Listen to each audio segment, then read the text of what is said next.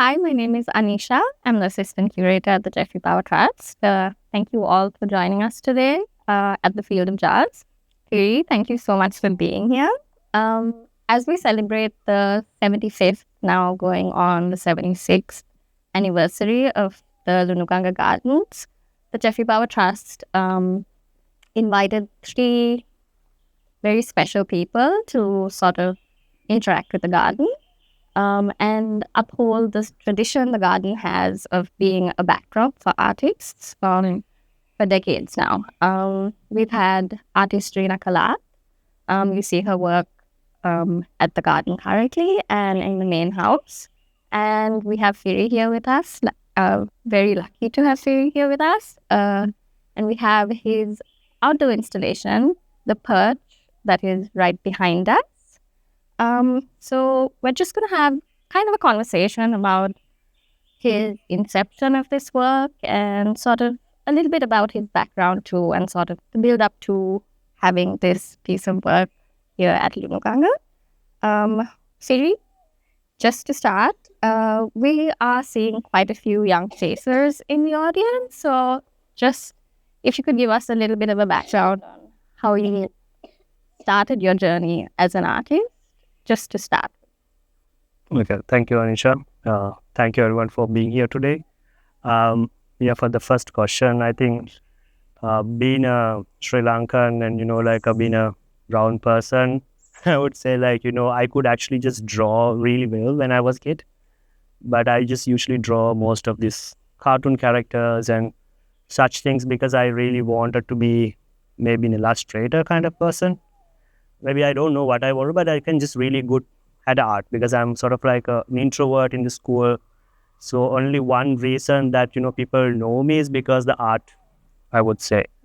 And I think it's just like a very early times, I just scribble, draws, everything. So my uncle used to bring these paper stacks from the fax machines. So it's like a rolls of papers that, I just kind of draw like everything that I can draw. And then also I have this crazy thing about making collages. I have this scrapbook kind of thing, which is not there anymore. But I used to cut all these animal pictures. When I see a newspaper, maybe a sticker or something, I just cut every pieces and just make a little scene. If it's something about the birds, then I would just draw trees around and everything. I just stick the stickers on that, just kind of make a scene of if it's a scene about the lions, and I'll draw these cups and I'll just sort of really place them perspectively also and cut these white borders because it annoys me because I want it to be very neat and clean. So I just kind of used to do those kind of things because I don't know, I'm very much into these animals and I want to really draw. And I also grew up with parrots, so I just draw parrots a lot. And so that's how it started. But also then I didn't really thought that I would become an artist sort of thing. I don't know, it's just a sort of stereotypical thing to say that being an artist, it's I don't know the families. It's you're sort of doomed to disappoint your family kind of thing if you're an artist. So it's just kind of, they don't know, they don't get it, what the art is like. So for me, I just draw that I can draw. And then I was just kind of following and very confused after the school, not sure what I want to do and what I want to become. It's kind of but I just keep my passion just going on, I just kind of draw everything and then not really showing to anyone, but it's just with me. Then Instagram started happening. Then Instagram was very new, and then I thought, okay, it's nice to kind of put things out, because I'm not coming from very much artistic background or from the studies also. So for me, I don't know what the portfolio is how do you present yourself? How do you write about it? Just I have no idea about it. So then what I did was whatever the drawings that I do, I kind of post it on social media because it's a place to kind of look through all the works. That's how it started, because then I was doing most of the illustrations, just drawings, illustrations in the sense a very much cartoonish characters and stuff like that. Also keeping it in mind, okay, maybe I can be a graphic designer or illustrator, at least I'm sitting in front of a computer. So it looks like an actual job, So for me, I just felt that I will do that, but the art just happened. I was kind of drawing, but I was very true to myself. And then that's how this all the journey begins. Then the gallery approached me. That's the time I just also kind of like introduced to Sri Lankan art scene, and I know some artists, but I just really got this deep understanding of the arts from that. So that's how all the magic happened from there, I guess. It's really interesting to see sort of your focus on nature from such a young age and kind of seeing where it is now.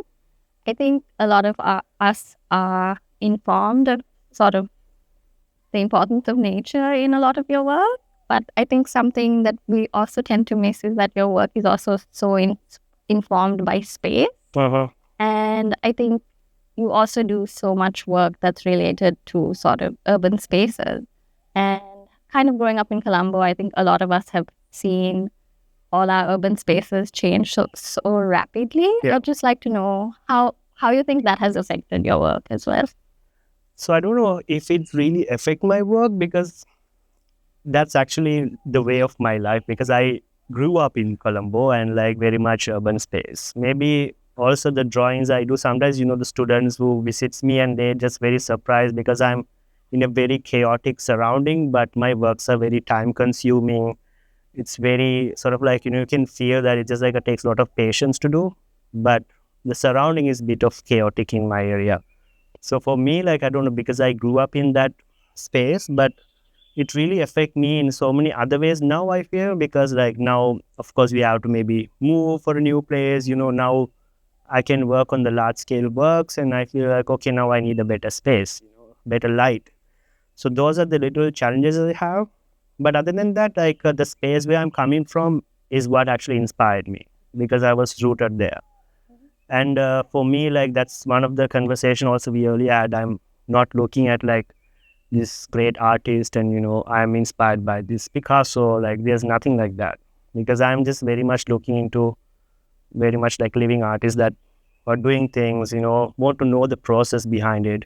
Because even like, just working sometimes when people say me like, this is how you should do it, and I just get really annoyed because oh, this is a hatching technique, you shouldn't do this way. I'm like, no, maybe I just want to find my own ways, So for me, like every work I do very much rooted so to Slave Island, to the area I'm coming from, and it's very much about my space, even not only outdoor but also indoor. So I think there are like a changes that's happening, but also that's the process. I feel we are like living in that moment at the moment. And do you think is that what sort of made you get into your project with We Are From Here? Yes, We Are From Here. It happened because of like, of course, I work on the art scene and stuff like that, but also it's like I feel sometimes it's very limited to a certain audience, because also we don't have a culture of like, people going to museums, like, and it's very kind of new thing, people now they started to kind of explore those sides. For me, like also when I do my work, I feel like sometimes it's only for outsiders, and then my own people don't show up. Sometimes even my family don't show up, So for me, like then I feel like they're a bit hesitant to kind of look at this stuff. And also then I was coming from the area, why do I want to like also think about only art in a gallery space, but maybe outside, and not to like bring people to the space and bring art to the space where they are already. So that is what the idea behind it. And it started from a very idea of like, just kind of doing some projects about murals, and, we started collecting. I was like doing it without even knowing what I want to do. Collecting objects, tracing down the maps. Everything was like kind of piling up, and I'm like realizing like, oh, we could do something about it, But then also looking at like mentors, of course, in Sri Lanka, like I was looking for any community-based art projects. There's nothing happening. So for me to even get an advice, it was a bit of a task. So then I wasn't sure like whether if I want to start a project, something like this, or I was just kind of doing it, but not even like posting on social media. The friends are volunteering to be part of it, just we did it. And it took some time for me to realize it's actually worth doing something like that, because we get more people coming, more people like welcoming it. Somebody just sort of reached to so many people, students are coming. Then I thought like it's a sort of like we see this educational opportunities for this project also, because initially I really was hesitant to bring someone to my neighborhood. But now I see that and I thought like, yeah, we want to work on something and bring more awareness about it.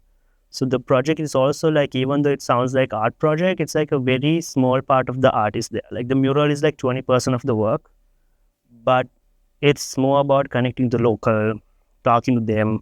So that is what I want to do, because I just feel like all the project that happens, like, they just in 3 months or something like that, I feel like it should be a long-term process. Then it's just that then I feel like I'm just really actually working on it. So that's how they are from here.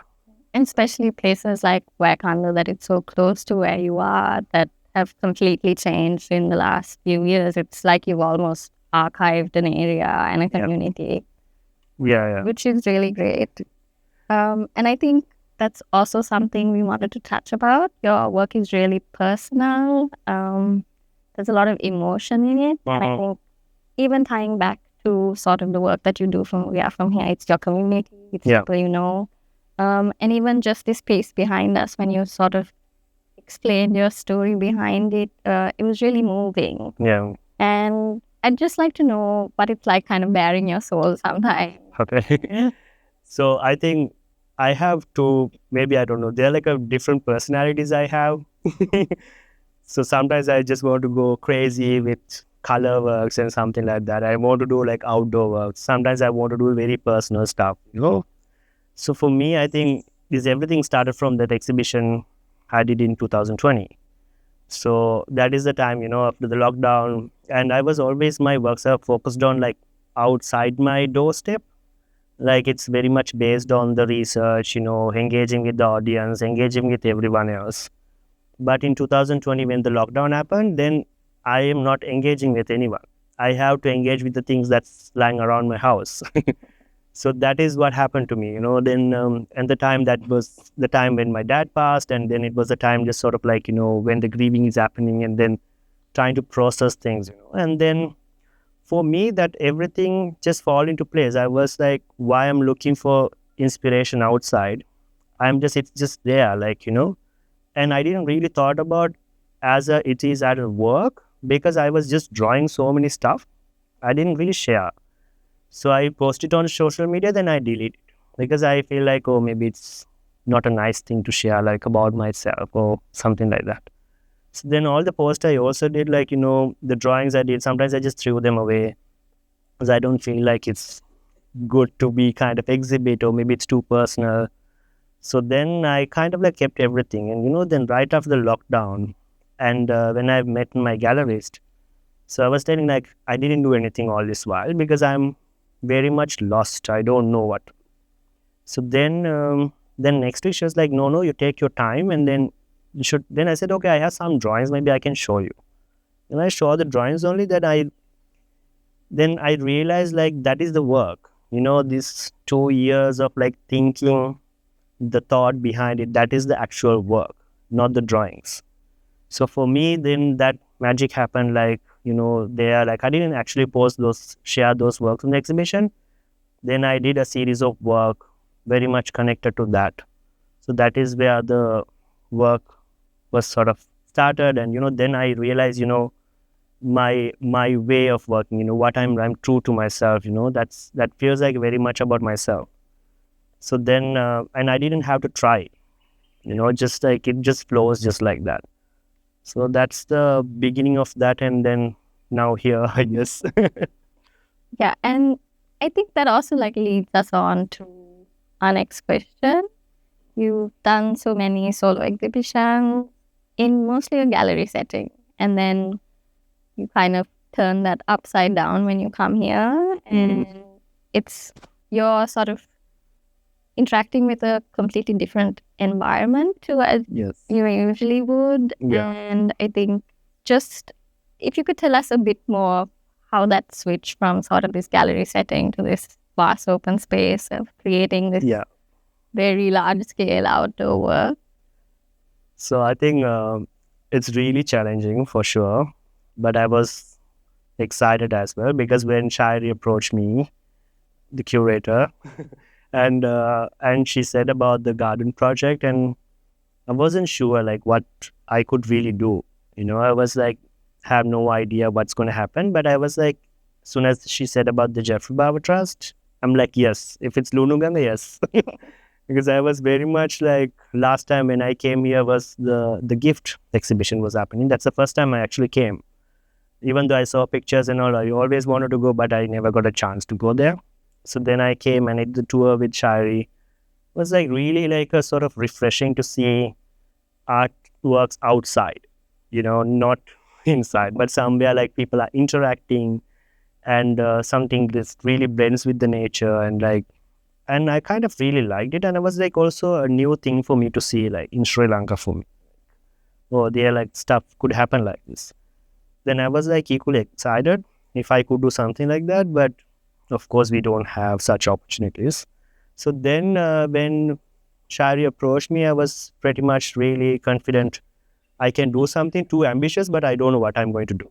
So, and then July, we had this opening launch was there. Like I'm sitting right here actually with my friend. Was like really not sure. Like I'm thinking, oh, like there's so much to take. I don't know what to do, but definitely an outdoor installation.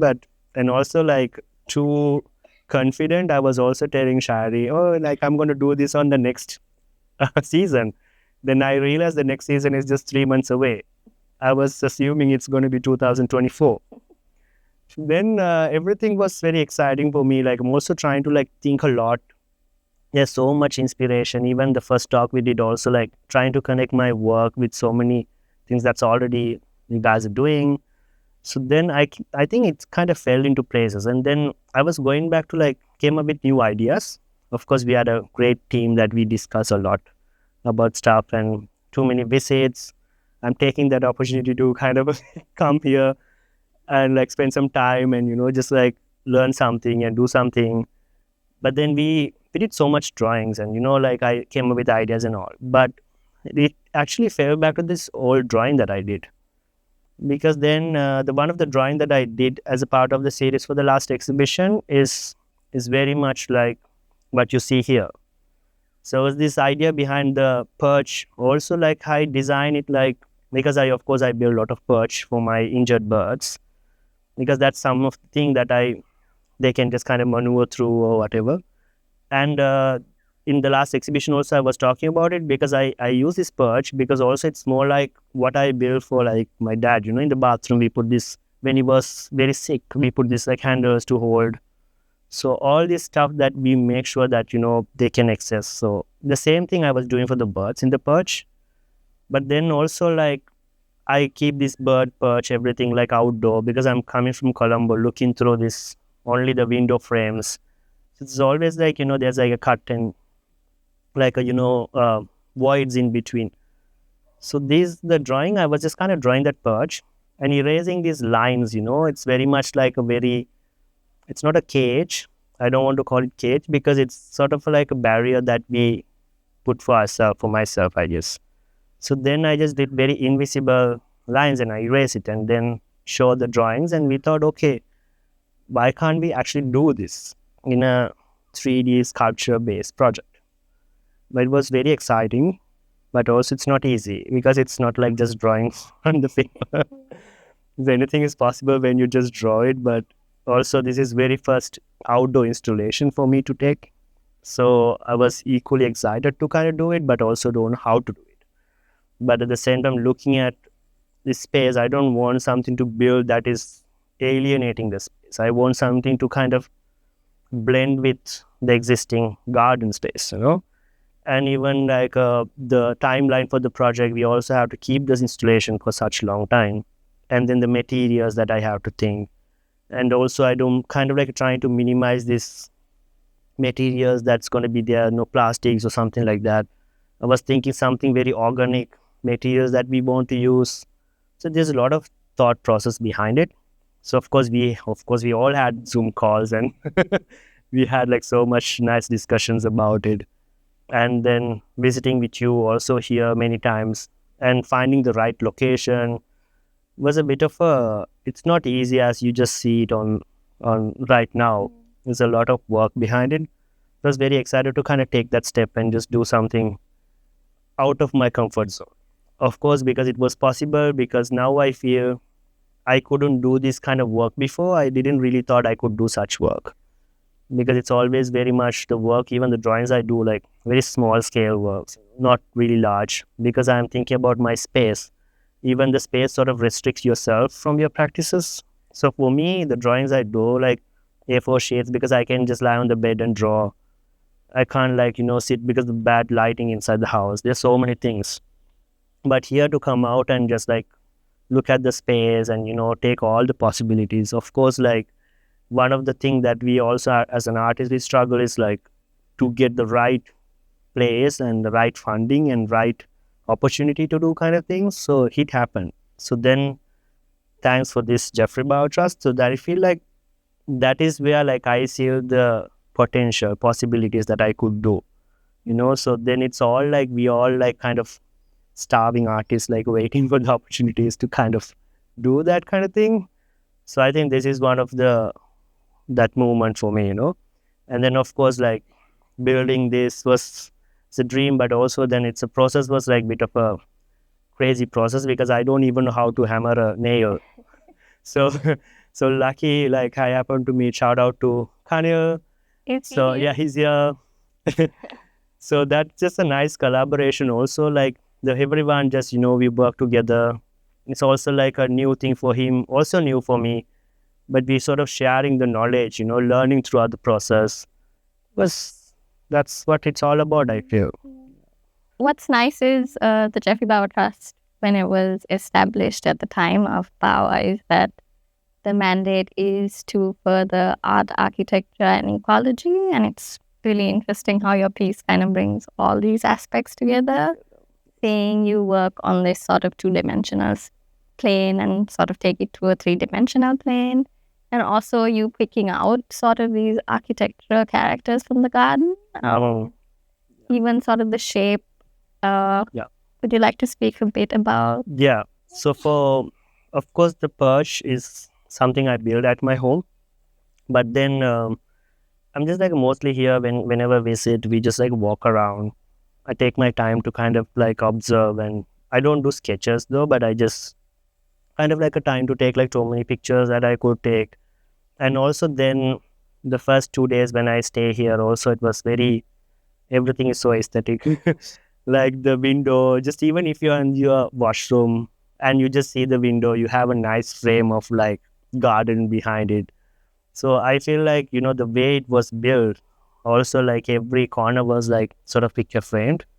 So for me, then I thought like, oh, so that's a bee. So then picture frame was like, I just feel like, there's always a frame, and how I just kind of looking through these windows and stuff. At the same time, this is very much like how I draw things in Colombo also, because we have very much a small space to see the gardens and greens. So I used to have like, the plants that I grow in the balcony, the house. So I'm just always thinking there's like a gaps, and, very much like it's kind of like a mix with architecture and the greenery, the organic forms. So there's very interesting forms, where you have very interesting organic form, and then you have very straight cuts, the horizontal cuts, the curves. These are like very much architectural forms that I see. So here, like I'm kind of walking, and I'm just kind of also see like the two different things, like it's all the nature, of course. But then you see one part is very manicure and one is really completely wide. So then it's like sort of like, but it blends together. But this very invisible barrier that we have, we don't always see. So even like when you just sitting right in front of the lake, and there's this Balakulu bamboo, like the serpentine? Yeah, it's like a little fort kind of structure. It's very simple design, but I was trying to mimic that here. So I got that inspiration of like that fort kind of structure, and then trying to build the same thing, but in a very much, how it sort of blends with the nature and the architecture. So this structure we initially wanted to like build together in one long form, but thought it would be nice, interesting to people to kind of walk through also, because it also works like an illusional work, because we have like straight cuts, but if you stand right at this tree, you will see like, works as illusion, where you see these cut throughs and more like something is in between. But when you walk and you come closer, it sort of like comes together as one piece. So I want to kind of mostly work on those illusions and, how, because it's everything is like, whatever the barrier, invisible barriers that we have is sort of an illusion that we thinking. So I just want to kind of bring it here. Yeah. And when it came to material choice, I think it was quite lovely that you stuck to using the cinnamon stick. Yeah. Yeah. So for me, we were looking for different. I used to do purchase in different materials, but here we came here, and of course, this is where the cinnamon was planted, and the gardener, lovely gardener, was like giving us a tour. So it's everybody was contributing to the project. That's the beauty about it. So when we came here, he just kind of like he was just kind of pointing at this. I was like looking for space. He was like, "Why don't you install it here? Because this is where the cinnamon were planted." It was so nice to kind of think that okay, was like okay, when I said I want to kind of find something like looking for materials, but of course then something that lasts long, and cinnamon came to mind because we see them using around widely in the coastal areas and stuff. Then we came here, and again with the gardener, he took us to the place. Yes, Amarasi. He took us to the place. It was very much like a new thing to experience for me also, to go to like cinnamon cultivating spaces, and then choosing the branch. Sometimes we choose the branch and it's like too new, sometimes it's like that, and we have to get a bulk of it. And also it was a challenge because some of them are like really straight cuts, and we want very interesting shapes. So we had to buy a like a extra for that, and work with that. And then we also like I kind of envisioned this, because the cinnamon when we bought it was like very much fresh, new. Like even when we are cutting that, we can smell the cinnamon like around the workshop. So now I was like kind of saying, oh, this is gonna actually like bleach and turn into that. Maybe in the monsoon it could start to like have moss. It always does. Yes, yeah. So I think that is the one of the thing I want to do, because I want the material to be like something organic and something that blends and also sort of like decays to the base, just like the Baba's thought, It should be just like the nature should kind of take it back. I like when I see in the morning the birds are just interacting with that, and then we saw a snail when we first installed. This little thing just makes me happy, like how nature is actually like interacting with an artwork. And it's also great that you created a new pathway for all the ants in this location. We watched them quite intently while we were installing. And yeah, like you said, it has actually already been taken over by so many insects and animals. Of course, yeah. I think when it comes to sort of what you envisioned of sort of framing a space, when it comes to even the location, how while you're making your approach to the piece, the garden actually frames Firi's work that in turn frames the garden. It's really very well adapted to the garden. And then this work also is accompanied by 10 indoor works that is in the Sandella that Firi will take us to. We'll just walk around this piece with Firi for a second and then make our way to the Sandella where he'll speak about his indoor work. Just to And here we have Firi's 10 drawings. Which have been retrofitted into this antique sort of window. It was quite a task. So I can talk. Mm-hmm. I think there's a very interesting stuff that happened here. Like when we did the drawings, and we also wanted to kind of accompany that work with some drawings. And so this is very much like, what I see in the garden. Like, again, I'm telling you about how it is like to grow up in Colombo in like very urban space, and then like looking through these windows and whatever, like I'm trying to look at like the birds that's around. So for me, like you all must know, this place is also where all these artists like Lucky Senanaika, Ismat Rahim, they all spend time bird watching, documenting the birds that they see around. So it's like a different generation. For me, like we're not gonna sit around and just look at the birds. For me, it's like quickly Googling it, trying to find the bird, or just kind of like it's very also what you see it is like a sort of like a glimpse of like the bird. You don't really know what the real bird is like. So sometimes you see like a lot of sounds and the birds, and then when you're just trying to find, it's already gone. Sort of like a mystery behind these gardens, you know. So for me, like I was kind of walking around trying to spot certain birds, but also like most of these birds are like very much imaginary birds. So it's not the real birds for me because I see the long tail, it looks like a crow, the beak is like something, but I don't know what bird it is. The color is different. So for me, of course, because I work on monochrome tone, so then I was kind of like a picturing them in that. So I draw these layers of trees and the windows, everything that we see around. And then the birds are always beyond these curtains of layers of trees and right on the top, on the canopy. So I'm trying to focus that by just like erasing few layers on the front. So the process is also like you draw and they just like erase and draw and erase. So this is, you see like these kind of negative spaces are the things that I'm trying to erase. So these are the layers that you have at the front and then what you see beyond that. And also especially like when we chose to exhibit in a space, I was immediately, this is one of the option I want to do. But also it's very challenging because you hardly see any empty walls. And I don't want to like remove any of the works also. We were like thinking how we can do it. Maybe use this table to put the work. There's so much thought behind it also. And also not to disturb that existing architecture and the beauty and the antiques and thing. So that's where this, it's randomly happened to have like Shari was telling like, oh, can we use the Sandella window?